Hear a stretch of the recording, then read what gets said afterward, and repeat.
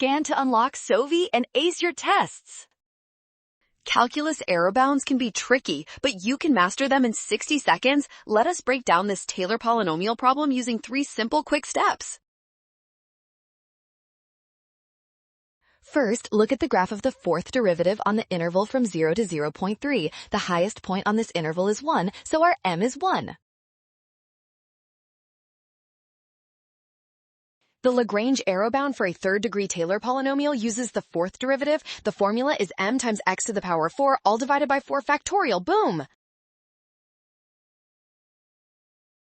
Comparing our result to the given choices, we see that option D matches our derived expression perfectly. Always ensure the exponents and factorial match the degree plus 1. You win! Nailed it! Scan the code. You can learn better with SOVI. Avoid the wrong degree trap by always using n plus 1 and verifying max values.